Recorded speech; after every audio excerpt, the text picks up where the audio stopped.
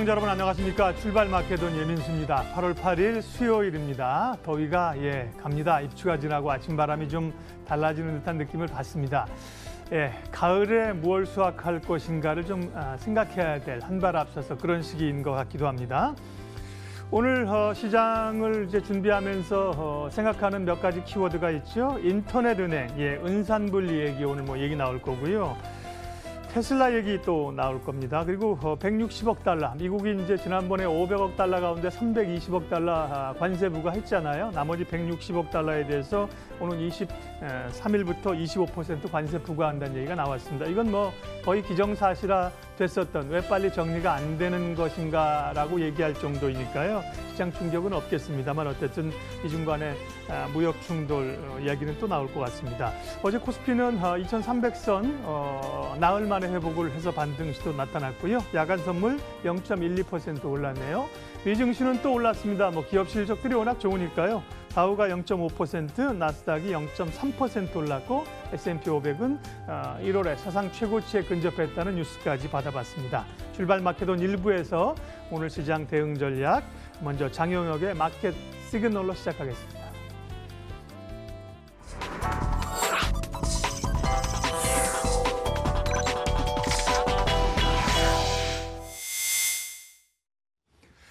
네, 마켓 시그널 한국투자증권 이프렌즈예요. 장영혁 팀장님 만나겠습니다. 팀장님 어서 오십시오. 네, 안녕하세요. 조금씩 아직 찬바람 부는 건 아니죠. 어쨌든 뜨거운 바람 가시면서 조금씩 좀 숨통이 적어도 이제 반등이나 회복 정도는 나오는 모양새인데 외국인들도 이제 강하지는 않지만 좀 순매수이고요. 어제 시장 어떻게 읽으셨습니까? 많은 분들이 공감하실 부분일 텐데요. 예전 같진 않구나. 좋아지긴 하는 모양이 아직 많이 좋진 않지만 얼마 전보다는 좋아지는 갑다. 이 정도는 느낌상. 다들 공감하실 겁니다. 네. 근데 사실 손가락이 얼어 있을 때는 매수 버튼 못 누르는 건 매한가지예요. 근데 이제 좀 발빠른 이 투자자들, 우리 아침 방송에서도 그런 부분 많이 집어드렸잖아요. 이제는 묻어서 빠진 주식들을 사서 이제 챙겨 가야 될 때입니다. 이 낙폭 과대한 가치 있는 주식들, 지금 시장 빠질 때 그냥 묻어 빠진 종목들은 이제 걷어내야 됩니다. 이런 의견들 몇 주 됐죠, 이제 한 3주 정도 된 것 같아요. 계속 종목 얘기로 종목 공부 열심히 했죠. 말씀을 드리고 있는데요. 이런 움직임들이 이제 결실을 이제 보기 시작할 것으로 판단됩니다. 먼저 160억 달러 얘기서부터 하면 사실 아무도 놀라지 않았잖아요. 160억 달러 발표되고 나서 이렇게 보신 분들 아무도 없었을 거예요. 그렇죠, 우리 날짜까지 찍어서 8월 8일 날 부과 예정입니다라는 부분을 이미 우리 얘기하고 있었거든요. 그래서 그 부분으로 더 이상 놀라지 않고요. 어제 NDF가가 또 6원 가까이 빠졌거든요. 만약에 이게 정말 이 리스키하게 봤다라고 하면은 원화 강세가 나올래야 나올 수가 없죠. 그래서 이 얘기로 크게 다룰 상황은 아니라고 보고 있고요. 어제 두 번째 코너 종목 시간에 제가 갑자기 삼성전자 얘기를 꺼냈죠. 근데 그리고 어제 이제 시장에서 삼성전자 상대 강도 보신 분들은 왜 삼성전자 얘기가 또 튀어나왔는지 알겠다라고 말씀하신 분들이 나오실 겁니다. 어제 외국인의 총 매수가 577억이에요. 근데 어제 삼성전자 매입량으로만 1,000억 원 넘게 찍힙니다. 그러니까 그제서부터 이 움직임이 나왔거든요. 얼마 전까지는 선물만 샀어요. 우리 방송에서 다 찝어드렸던 그렇죠, 부분이죠. 그러고 나서 우리가 말씀드렸던 게 곧 현물시장도 좋아질 겁니다. 현물시장 수급도 개선될 겁니다. 실제로 현물시장 수급이 매도가 아닌 매수를 들어오기 시작했죠. 그때까지만 해도 삼성전자의 동행이 없었습니다. 근데 그제 그리고 어제 삼성전자 수급 쪽으로 많이 쏠리거든요. 그럼 어제 마지막 한 줄 코멘트가 높아지는 삼성전자 기대감이면은 높아지는 하반경직 기대감이다라는 부분으로 마무리를 지었었는데요. 그런 부분들이 어제 시장에 그대로 녹아났습니다. 어제 혹자들은 어제 장 초반에 그런 얘기들 많이 하셨는데 삼성전자만 강하지 결국 빠지는 종목이 더 많아. 이렇게 보시는 분들이 많으셨어요. 그러니까 이거를 또 불만으로 얘기를 하시는 거죠. 근데 지금 그게 불만이 될 수 없습니다. 왜냐하면 시장 안정이 최우선이에요. 그러니까 일단 지수서부터 더 이상 밑으로 공격받지 않겠구나. 어제 2,300에 딱 끝났는데 그래 이제 앞에 2, 3자 이 밑으로는 안 볼라는 갑다. 이게 가이드가 형성이 돼야 이제 종목을 얼어있던 손가락이 좀 풀리는 거죠. 그래서 그런 측면으로 봤을 때는 충분히 의미 있었던 전일 거래였다라고 판단됩니다. 이제 기관들 수급이 좀 좋아지면 되거든요. 요즘 연기금 중심으로 수급이 좀 많이 안 좋습니다. 사실 증시의 구원투수라고 별명이 붙었었던 연기금인데 요즘은 몸이 좀 안 풀린 모양입니다. 근데 아마 조만간 여기도 마찬가지 그림을 그릴 겁니다. 그렇게 되면 매도 주체는 딱 하나밖에 안 남겠죠. 개인 투자자들이 이제 매도에 나서는 구간이 분명히 올 겁니다. 근데 우리가 방송에서 과거에도 이 표현을 몇 번 썼었던 것 같아요. 주가 빠질 때 이게 온몸으로 두드려 맞으면 안 되는 이유가 밑에서 고생을 많이 하면 많이 할수록 위에 조금만 올라서면 이제 털려버립니다. 고생한 게 생각나니까. 그래서 실제로는 털고 나면은 꼭 나만 팔면 올라라는 얘기를 하게 되기 마련인데요. 곧 그런 증시 상황이 온다라고 봅니다. 지금 묻어빠진 기업들 입장에서 봤을 때는 절호의 찬스다라는 부분 말씀드리고 있으니까요. 그런 시황 계속해서 말씀드리도록 하겠습니다. 자료 보면서 얘기 이어가도록 하죠. 여기 보시면은요. 어제 우리가 중국 증시 얘기하면서 중국도 충분히 싸졌어요 라는 얘기를 전일 아침 방송에서 말씀을 드렸었죠. 그 부분하고 좀 연결지어서 생각을 좀 한번 해볼까 합니다. 올해에서부터 보게 되면은 지금은 좀 그 정도가 좀 덜해지긴 했습니다만 유가만 드립다 올랐어요. 근데 우리가 유가가 일반적으로 오르면 과거 방송에서도 한번 자료를 다뤄드렸었는데 유가가 오르면 신흥국 입장에서 봤을 때 호재입니다. 왜냐하면 일반적으로 산유국들이 신흥국 레벨에 들어가 있는 경우가 많기 때문에 유가가 올라가면은 이들 쪽으로 들어가는 달러의 유입량이 늘겠죠. 달러의 유입량이 늘어나면은 그 해당국의 통화 가치는 올라가기 마련입니다. 그럼 올라가는 통화 가치를 외국인들이 놓칠 리가 없거든요. 자금 유입이 또 들어갈 거고요. 그런 부분들이 증시로 자금을 좀 이끌고 들어가면서 증시가 강세를 보이는 게 일반적인 모습입니다. 근데 올해는 이 상관계수가 완전히 깨졌죠. 그 이유는 우리가 1말 2초 때 시장 빠질 때 뭐라 그랬습니까? 뭐 금리 텐트럼이다 뭐 이런 얘기들 했죠. 그러니까 빨라지는 연준 발걸음에 대해서 경계하고 있던 시각이기 때문에 올라가던 유가는 높아지는 인플레를 우려하는 시각으로 바뀌었고 이 그림들은 연준의 빨라지는 행보를 자극하는 모습이었기 때문에 이제까지 오랜 기간의 상관계수와는 달라지는 모습을 보였습니다. 근데 요즘 유가 보면은 예전 같지 않죠. 더 이상 수급으로 밀어올리는 상황이 아니라는 점이거든요. 그래서 이 부분도 하나의 숨쉴구멍이 될 거로 보고 있고요.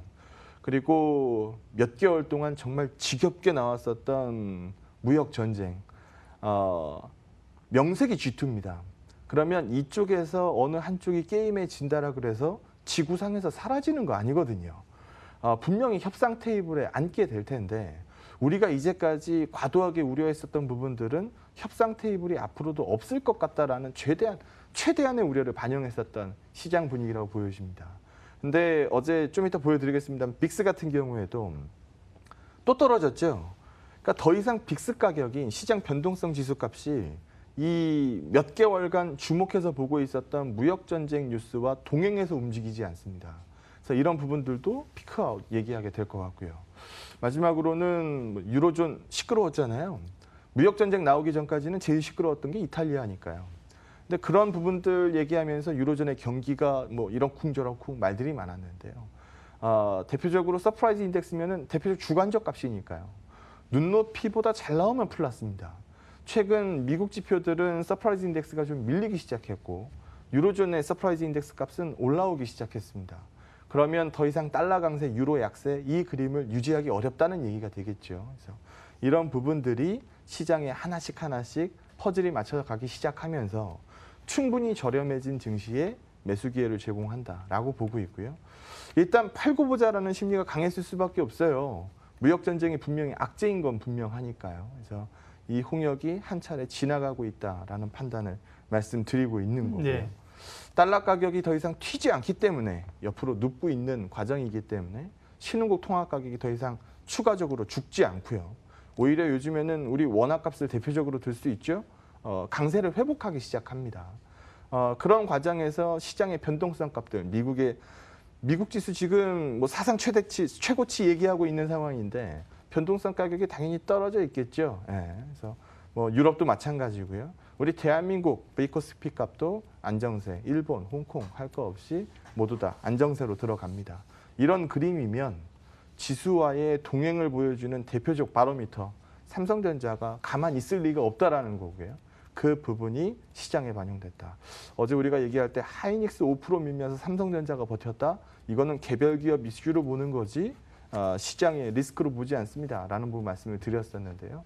그 부분이 먹혀 들어갈 증시 이렇게 해석합니다. 네. 자, 시장 환경부터 점검을 했습니다. 전반적으로 무역 긴장이 완전히 해소되는 건 아니지만 이제 뭐 새로운 악재로서의 가능성은 낮아졌고요. 내성이 생긴 거죠. 시장은 점차 좀 회복과 반등과 이런 가능성들을 좀 보여주고 있습니다. 자, 그런 가운데 종목 이야기 이제 계속하고 있는데요.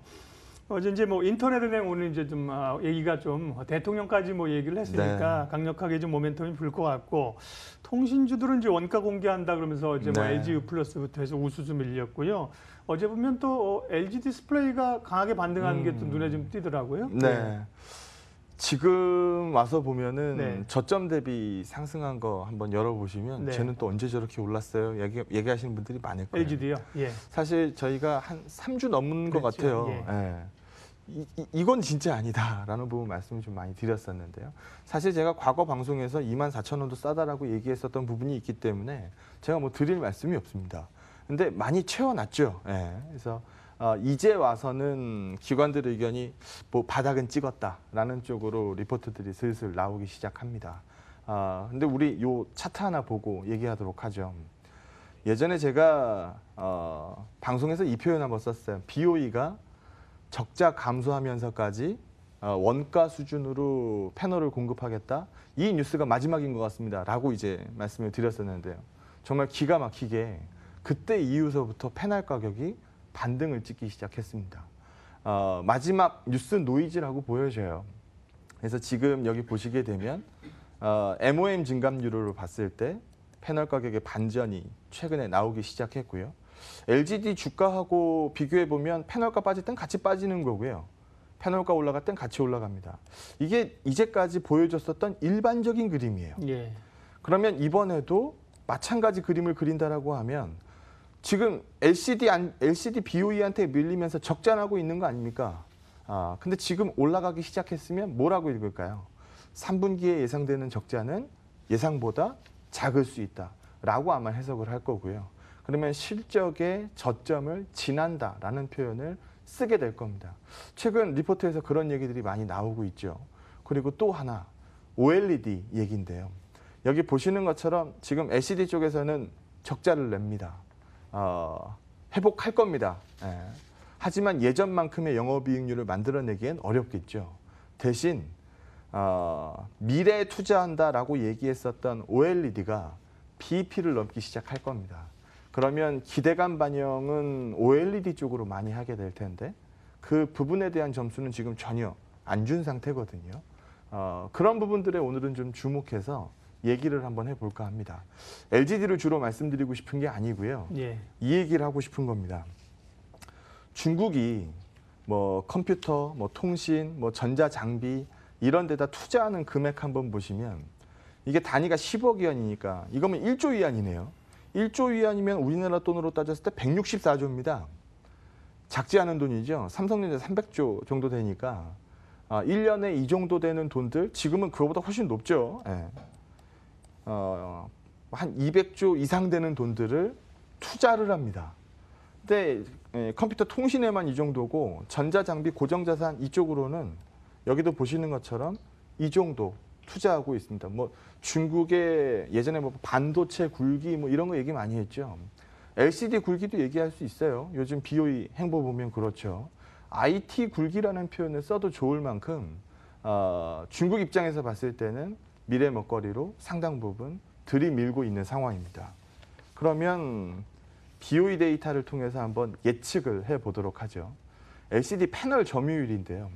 여기 보시는 것처럼 점유율은 지금 BOE를 필두로 해서 중국이 대한민국을 역전했습니다. 예. 물론 면적 기준으로 봤을 때는 여전히 대한민국이 1등입니다. 패널 점유율만 봤을 때는 중국에 뒤진 상황입니다만 면적 기준으로 읽으면 우리가 여전히 높습니다. 그리고 여기 한번 보시게 되면 다른 쪽들은 그러면 대한민국 파이 줄어드는 부분을 좀 뺏어먹은 부분이 있느냐? 옆에서 보시는 것처럼 없습니다. 그러면 결과적으로 중국이 다 빨아먹었다는 얘기거든요. 그럼 BOE 뭐 상당 부분 설명을 할 수 있을 것 같아요. 그럼 이건 지금 현재까지 있는 일입니다. 그러면 향후 무슨 일이 벌어질지를 예측하는 게 우리의 뭐 필요 예. 사항이겠죠. 여기를 한번 보시면 OLED 점유율인데요. LCD는 이미 상당 부분 뭐 중국이 따라온 시장이고 OLED를 한번 보면 우리 대한민국의 자랑스러운 대표 기업 둘이 들어가 있습니다. 여기 한번 보시면 재팬 디스플레이 같은 경우에는 뭐 무시해도 좋을 만큼의 점유율이고요. LGD는 딱 포커스가 맞춰져 있는 게 대형에 맞춰져 있습니다. 지금 애플 쪽으로 소형 플라스틱 OLED 뭐 올해 들어간다 만다 이 얘기 하고 있는 상황이죠.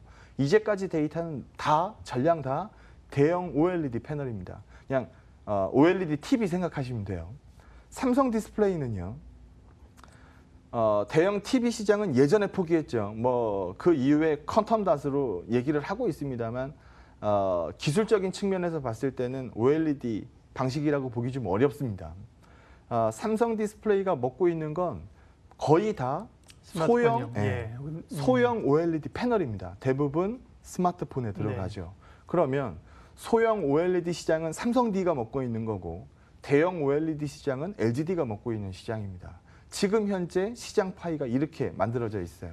그러면 향후 중국이 이 시장에 들어올까요? 안 들어올까요? 라는 부분을 의사결정하면 되는 거거든요. 분명히 들어옵니다. 중국이 LCD에 그만큼 투자했었던 것들을 비춰서 본다라고 하면 안 들어오는 게 이상합니다. 분명히 들어옵니다. BOE 쪽에서도 OLED 투자 얘기 많이 하고 있는 상황이죠. 그러면 BOE를 필두로 해서 중국 기업들이 OLED에 투자를 시작한다라고 했을 때 가장 웃을 수 있는 기업은 뭘까요? 라는 부분이 오늘 아이디어입니다. 장비주겠죠. 장비주겠네요. 네. 네. 일단 중국이 OLED 쪽으로 가이드를 높일 만큼 이 중국의 자체 장비주들이 속도가 따라 올라가면은 괜찮은데 그러기 어렵겠죠. 우리도 예전에 다 일본 장비 사다 썼습니다. 그 부품도 일본 부품 쓴 게 일반적이었고요. 중국도 마찬가지일 거라는 거죠. 분명히 대한민국 기업들의 장비를 쓰게 될 겁니다. 순서대로 표현이 되어 있는데요. 중국의 노출 비중이 높은 장비주 순서대로 썼습니다. DMS를 필두로 해서 톱텍까지 지금 쭉 나열되어 있으니까요. 최근 이 기업들 보면은 일부 기업들은 주가가 굉장히 좋고요. 일부 기업들은 최근에 밑에서 머리를 겨우 들기 시작했습니다. 그래서 좀 골고루 이 컨셉에 맞춰서 좀 데이터를 추적해 보신다라고 하면 충분히 또 하나의 투자 아이디어가 될 수 있을 거다라고 판단합니다. 네, 근데 OLED나 뭐 반도체나 장비주 투자가 참 최근에 어려운 게 옛날에는 보면 이제 함께 그 투자가 이루어진다 그러면 다 갔는데 요즘은 뭐 기업별로 차별화가 굉장히 장비주 심하더라고요. 투자할 때 네. 가장 좋은 시점은요. 말 그대로 반도체 삼성전자 하이닉스로 읽으면 공장 만들기 시작할 때가 장비주 입장에서 봤을 때는 들어가는 시점, 매출이 그때 잡히는 거죠. 만들고 나면은 그 이후에 그만큼의 장비 수요가 들어가지 않으니까요. 그러니까 실제적으로 라인이 증설이 된다라는 뉴스가 돌 때가 장비주한테 가장 좋습니다. 그리고 실제로 그 이후에 반도체 데이터가 너무 좋다, OLED 데이터가 너무 좋다. 이때는 장비주들은 이미 납품이 끝나고 떨어지고 있는 와중일 거거든요. 지금은 중국의 포커스를 맞췄고 중국의 투자가 시작될 겁니다라는 부분으로 읽는다라고 하면 장비주 쪽으로는 타이밍이 나쁘지 않을 거다라고 판단합니다. 그러니까 이제 그거에다가 플러스 이제 업체별로 같이 가는 게 아니라 이제 수혜를 받는 업체를 골라야 되는 맞아요. 그런 작업이 있기 때문에요. 그런 쪽에 좀 공부를 하셔야 될 것 같고요. 오늘은 이제 뭐 구체적인 종목은 아니지만 또 이제 중국의 OLED 투자에 따른 장비주까지 얘기를 하셨습니다. 전략 정리하고 가겠습니다. 삼성전자가 이틀째 상대 강도를 제대로 보여줬습니다. 오늘도 비슷한 그림 그려준다라고 하면 향후 시장에서 2,300 밑을 볼 가능성은 크게 떨어질 겁니다. 그 부분 오늘 시장에서 체크해서 한번 보도록 하겠습니다. 네, 오늘 첫 코너 장영혁의 마켓 시그널 장영혁 팀장님과 함께 또 시장의 그림들, 방향성들 함께 논의했습니다. 고맙습니다. 네, 고맙습니다.